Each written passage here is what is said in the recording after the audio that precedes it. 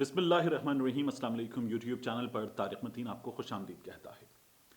अपनों में गोली का निशाना, नफ़रत का मारा हूँ, मुझको अब तक अमा मिली ना, मैं हज़ारा हूँ।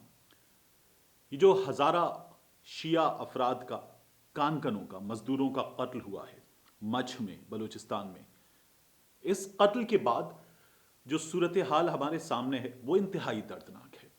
एक तो ये वाकया अपने आप में बहुत दर्दनाक है, और उसके बाद हमारे खूनी लिबरल, हमारे सियासतदान एक बार फिर जिस तरह लाशों पर सियासत कर रहे हैं और पाकिस्तान पर एक बार फिर चढ़ दौड़े हैं, रियासत पाकिस्तान पर चढ़ दौड़े हैं, ये इंतहाई खतरनाक है।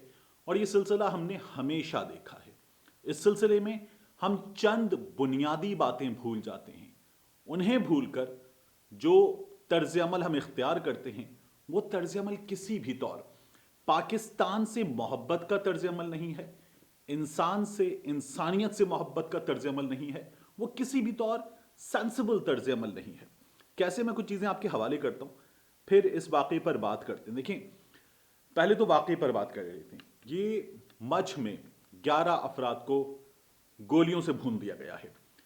मछ जो है वो कोयटा से कुछ 60 किलोमीटर दूर है, और कोयटा बलूचिस्तान का सबसे डेवलप्ड इलाका, आगे जाकर गवादर हमारे सामने होगा, लेकिन कोयटा बलूचिस्तान का सबसे डेवलप्ड इलाका। मगर बलूचिस्तान के अपने मसाइल हैं, इस बात से इनकार नहीं किया जा सकता।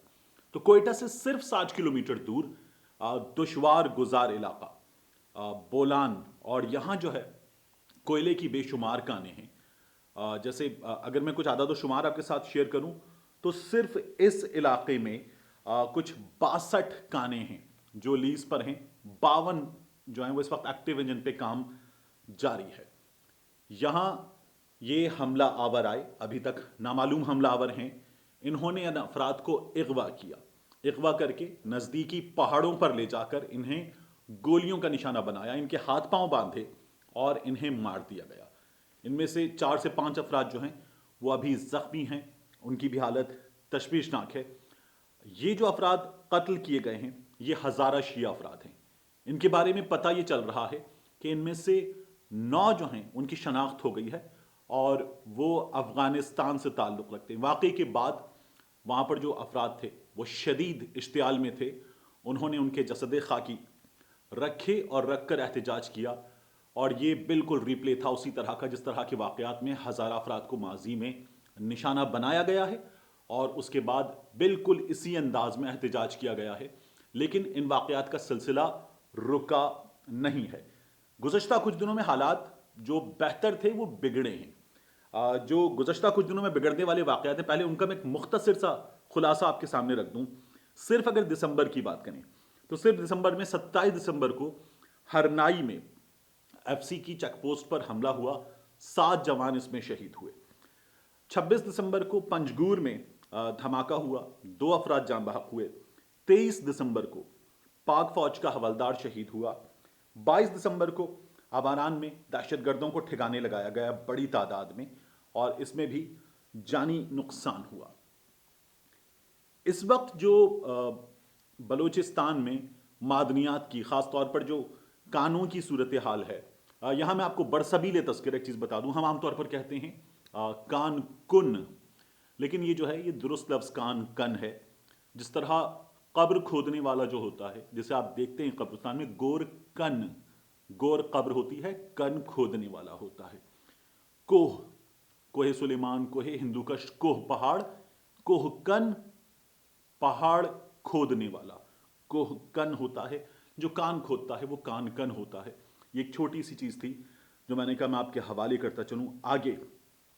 इस वक्त 17,000 कानकन, 17,000 कानकन जो है वो मच में काम कर रहे हैं, और 35,000 अफराद का रोज़गार जो है वो इनसे वाबस्ता है। कानों से, मतलब जो बराह रास्त काम कर रहे हैं कानों में, वो 17,000 हैं। इनडायरेक्टली जो इनसे रोज़गार हासिल करते हैं वो 35,000 कुल अफराद के करीब, वो 35,000 के करीब कुल अफराद हैं। बदमनी के वाक़यात मुसलसल हो रहे हैं यहाँ पर, और बाज़ वाक़यात में कलअदम मजहबी तंजीमें जो हैं उन्होंने जिम्मेदारी कबूल की है।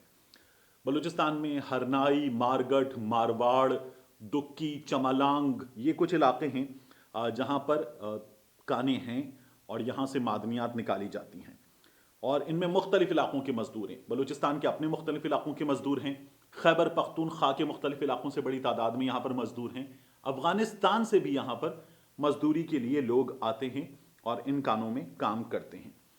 یہ جو ہزارہ شیعہ افراد ہیں، ان کے مسلسل قتل کیے جانے کے واقعات کی بات کریں تو 1999 سے یہ سلسلہ شروع ہوا، اور 1999 سے یہ سلسلہ شروع ہوا تھا۔ 2005 کے بعد مشرف دور میں ان واقعات میں بہت تیزی آئی۔ ہم جو ہے وہ دبئی سے رپورٹ کرتے تھے ان واقعات کو، جیو کے اسٹوڈیو سے، اور یہ واقعات جو ہے وہ بہت تیزی سے بڑھے اور مسلسل یہ واقعات ہوتے رہے ہیں۔ بی بی سی نے ایک رپورٹ دی ہے HRCP human rights commission of Pakistan کے حوالے سے۔ بی بی سی کا یہ کہنا ہے مئی 2018 کی رپورٹ میں کہ گزشتہ 5 برس میں، اگر ہم مئی 2018 سے بات کر رہے ہیں گزشتہ 5 برس کی، تو ہم بات کر رہے ہیں مسلم لیگ نون کے دور کی۔ گزشتہ 5 برس میں کم از کم 500 افراد جو ہیں، ہزارہ شیعہ برادری کے 500 افراد وہ نشانہ بنائے گئے ہیں۔ ہزارہ برادری کا یہ کہنا ہے کہ یہ تعداد اس سے کہیں زیادہ ہے۔ یہ تعداد جو human rights commission of Pakistan نے، پاکستان انسانی حقوق کمیشن نے دی ہے، یہ تعداد ہزارہ شیعہ برادری کے مطابق درست نہیں ہے۔ یہاں جو میں بات کر رہا تھا آپ سے کہ خونی لبرل ہمارے ہاں، سیاستدان ہمارے ہاں، ان واقعات کے بعد ہمیشہ سیاست ہوئی ہے، ماضی میں بھی ہوئی ہے، مسلم لیگ نون کے دور میں بھی ہوئی ہے۔ جو حکمران ہوتا ہے وہ ان واقعات پر یہ ہمیشہ کہتا ہے کہ ان پر قابو پانے کی کوشش کر رہے ہیں، کریں گے، دہشت گردوں کو نہیں چھوڑا جائے گا، اور اس کے بعد اس پر سیاست ہوتی ہے، ہم نے ماضی میں بھی دیکھا ہے۔ اس وقت اس پر جس طرح کی سیاست ہو رہی ہے، وہ سیاست ماضی میں ہونے والی سیاست سے زیادہ بدبودار، زیادہ گندی ہے۔ ان واقعات کے بعد میاں نواز شریف نے ایک ٹویٹ کیا ہے۔ میاں نواز شریف صاحب نے اپنے ٹویٹ میں کچھ باتیں کی ہیں، وہ ٹویٹ میں آپ کے سامنے رکھتا ہوں۔ میاں نواز شریف صاحب اپنے ٹویٹ میں کہتے ہیں مچھ میں معصوم کانکنوں کا بہیمانہ قتل اس بات کا ثبوت ہے کہ دہشت گردی کے جس فتنے کو مسلم لیگ نون نے کچل دیا تھا وہ پھر سر اٹھا رہا ہے۔ معیشت کی تباہی، مہنگائی، بے روزگاری، بدامنی، خارجہ امور پر مسلسل ناکامی، اور اب آگ اور خون کا یہ کھیل، ووٹ چوری کر کے ایک نااہل کو مسلط کرنے والوں کو جواب تو دینا ہوگا۔ میاں صاحب پہلے بھی کہہ چکے کہ نااہل کو مسلط کرنے والے جو ہیں وہ جنرل قمر باجوہ ہیں، افواج پاکستان کو وہ اس کا ذمہ دار ٹھہراتے ہیں۔ خونی لبرل کی میں بات کر رہا تھا آپ سے۔ میاں صاحب کے اس ٹویٹ کے بعد اس پر کمنٹ ٹویٹ کرتے ہوئے، کوٹ ٹویٹ کرتے ہوئے ماروی سرمد صاحبہ نے کچھ بات کی۔ ماروی سرمد صاحبہ کہتی ہیں سچ بات تو یہ ہے کہ میاں صاحب دہشت گردی کو ہوا دینا اور پھر طے شدہ حکمت عملی کے تحت اس پر بظاہر قابو پا لینا، اس میں سیاستدانوں کا مرکزی کردار ہے ہی نہیں، یہ کہیں اور کیے جانے والے فیصلوں کا نتیجہ ہے۔ آپ عوام کو بتائیے کہ کس طرح ان کے نمائندوں کو فیصلہ سازی سے دور رکھا جاتا ہے۔ اب جو میاں صاحب نے بات کی کہ انہوں نے فتنے کو جڑ سے اکھاڑ دیا تھا، میں نے ابھی آپ کے سامنے اعداد و شمار رکھے، human rights commission of Pakistan کے اعداد و شمار جو بی بی سی نے شائع کیے، ان کے مطابق میاں صاحب کے 5 برسوں میں 500 سے زائد افراد نشانہ بنے، ہزارہ شیعہ برادری کے، اور یہ واقعات مسلسل ہو رہے تھے۔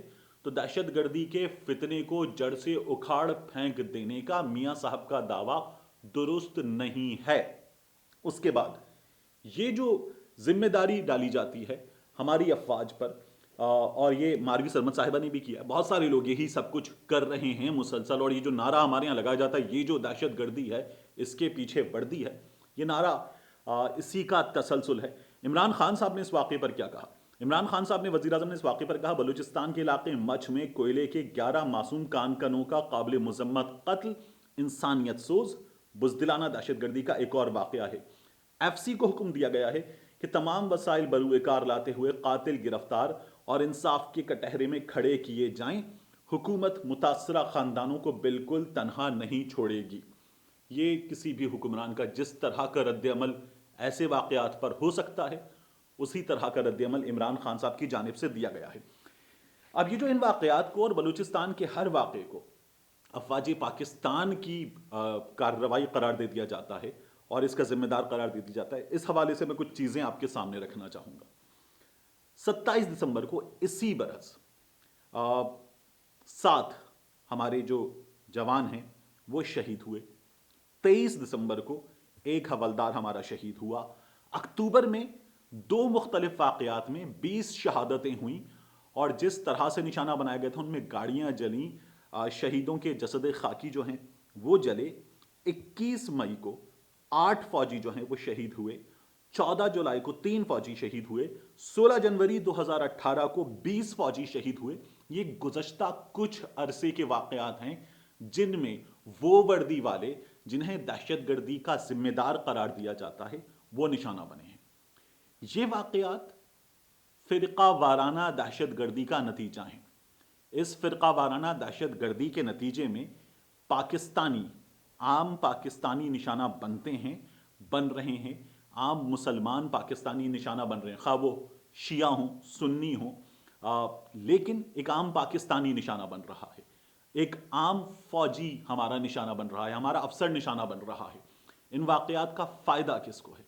बलूचिस्तान जहां अब तरक्की का सिलसिला शुरू हुआ है गुज़श्ता कुछ बरसों में, वहां तब्दीली आएगी और ये तमाम वाक़यात रुकेंगे तो इसका फ़ायदा पाकिस्तान को, इसका नुकसान पाकिस्तान के दुश्मनों को है। इन वाक़यात को अंजाम देने का फ़ायदा पाकिस्तान के दुश्मनों को है। ये बात अक़वाम मुत्तहिदा ने अपनी रिपोर्ट्स में मानी है। इस बात के सबूत पाकिस्तान ने अभी अक़वाम आलम के सामने रखे हैं। भारत में मौजूद वहाँ के नेशनल सिक्योरिटी एडवाइज़र ये खुद कहते रहे हैं। अजीत डोवल कहता है अपने मुंह से कि मुझे बलूचिस्तान में कार्रवाइयाँ करनी हैं, मैंने वहाँ ऐसे एलिमेंट्स पैदा किए हैं। वो मेजर गौरव आर्या वो कहता है बैठकर। और ये तमाम वाक़यात जो हैं इनके पीछे रॉ मुलव्वस है, भारत में मौजूद अनासिर मुलव्वस हैं, भारत में मौजूद अनासिर के पाकिस्तान में मौजूद कारिंदे मुलव्वस हैं, ईरान में मौजूद इनके कारिंदे मुलव्वस हैं, अफगानिस्तान में एनडीएस के कारिंदे मुलव्वस हैं। और इन तमाम वाक़यात का नुकसान पाकिस्तान को है। इन तमाम वाक़यात के नतीजे में अफवाज पाकिस्तान को जिम्मेदार ठहराने का नुकसान पाकिस्तान को है। और अगर आप इस जिम्मेदारी डालने वालों को देखें तो आपको नजर ही आएगा कि ये तमाम वो लोग हैं जो वो बोली बोलते हैं जो भारत बोलता है, और ये हमेशा पाकिस्तान पर डाल दिया जाता है। ये जो शहादतें हो रही हैं, ये गुज़श्ता 5 बरस में शहादतों की तादाद हज़ारा शिया कम्युनिटी से किसी तरह भी कम नहीं है। तो अगर ये दहशतगर्दी वर्दी वाले करवा रहे हैं तो वर्दी वाले जान से जा रहे हैं। इस हकीकत को आप किस खाते में डालेंगे? ये पाकिस्तान के दुश्मनों का काम है और पाकिस्तान के दुश्मनों की मदद करने वाले हमारे इर्द गिर्द मौजूद हैं। अल्लाह पाकिस्तान के दुश्मनों से पाकिस्तान को महफूज रखे और पाकिस्तान के दुश्मनों के इन एजेंटों को हमें पहले बेनकाब करना होगा। ये इससे ज़्यादा ज़रूरी है कि हम अपने दुश्मनों को ठिकाने लगाएं। मिलते हैं आपसे अगली वीडियो।